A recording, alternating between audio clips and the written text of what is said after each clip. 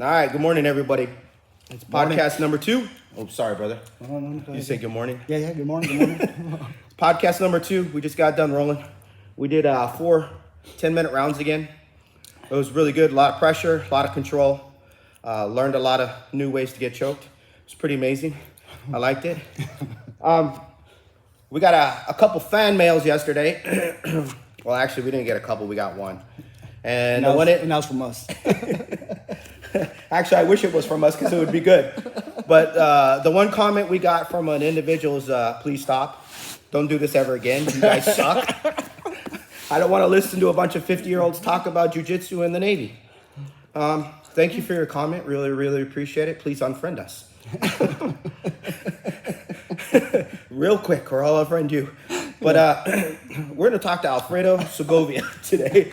We're going to talk about his progression through jiu-jitsu and what he thinks about competition, because I have a different perspective than he does, but I really like his perspective. I mean, we've been training together for, almost 7 years now. We were in the Navy the same time, but we didn't know each other in the Navy. We met after the Navy, but he has a good perspective, and I would like to start. Alfredo, when did you start doing jiu-jitsu? I started in 2008 out of the Point Loma Club de Jiu-Jitsu Pitbull under Joel and Johan. What started was, I guess I was bored. I always thought I was very athletic, and then kind of just walking around, I seen a bunch of dudes rolling around, right, making all this noise. Hey, man, no comments. No comments on rolling around, please, right? I'm like, what's going on? Because if you wrestled, you know about rolling around with dudes. So I'm like, what's going on, right? So I walk in, and Joel, approaches me, goes, hey, how's it going, blah, blah, blah. Have you ever done anything like this? I said, no. I said, but I'll try it out. He goes, okay. He goes, I'll give you a 2 weeks free and you borrow the gi. So I went, thinking it was going to be pretty, easy. I'll pick it up fast. But first week was just technique, right? It's always important to get technique down. The second week, then Joel put me to roll with people. All kind of heights, sizes, weights, everything else. And what impressed me was that I couldn't do anything. I was tied up. No matter what I did, no matter how I ran, I couldn't do anything. So then I tried to focus on that. How can I be in that situation? Get out of a situation like that. So keep going. So about a month later, still the same thing. Getting choked out by the same small people, man. Same kids. Same high school kid, man. He was a high school kid. Pissed me off. What was his name?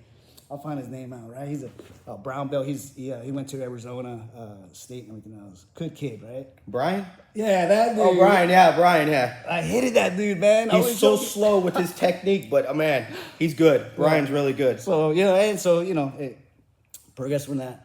So I quit. After a month, I quit. I took the gi back to Joel. I said, hey, man, I quit. I don't like this. I don't like getting beat up every day, man. So he goes, nah, brother, keep it up. Don't worry about it. One day you'll catch it. So, all right, no problem. So I think maybe at 6 months, I started feeling a little confident. And then I remember the Worlds popped up. So, What year was Worlds? Man, it was, let me see. I started in 2008. Maybe I did 2009, I think. Yeah, were you active duty then? Yeah. I was active duty. Were you on a ship or a shore duty? I was on a ship. A ship? Yeah, so I was afloat. So you were going around choking people on the ship? No. It was on the down low. You know what I mean? On the deal, yeah. So signed up. I did well, and then progressed from there. Talked to Joel and everything else. So I think that competing helped. But everybody has their own opinion. I think competing helped my game a little bit more by helping me kind of move up. I remember Joel told me once. He goes, "Hey, if you stick with it, do the mat." He goes, "You stick with it. Come to class, do the technique. Don't be lazy. You'll get your black belt, right? 10 years, right?" But then he said the difference between a 10-year black belt and a 10-year black belt that competes, it's way over. So that's all right, man. Maybe I'll take that into consideration. So I did. So I think it helped me out with my game, with some of my movements. As the older I get, I can't do a whole lot of things. So I try to change things around. Where's the farthest you went to compete at? Farthest was. Didn't you go up to Fremont, California? I went there. Yeah. Yeah, because there's a pit bull up in Fremont, California. Yeah. Too. With oh man, I'm terrible with names. We'll tag the Pitbull up in Fremont in the video. Great studio, great guy. 6th degree, right? One of Master Vita's first black belts, right? Yeah, what is this? Oh man, I'm embarrassed. Shout out to the guys up in Fremont. No disrespect. Yeah, and then I think competing it's a good deal because when you're at your academy or you're at a friend's academy, even when you wrestle, so you wrestle in high school, wrestle in college, right? You have your teammates, right? So you practice on your moves. You get the moves down so pat, right? But I think the beauty of it is when you take that with other people, complete stranger, you don't know what he has under what he has in his toolbox.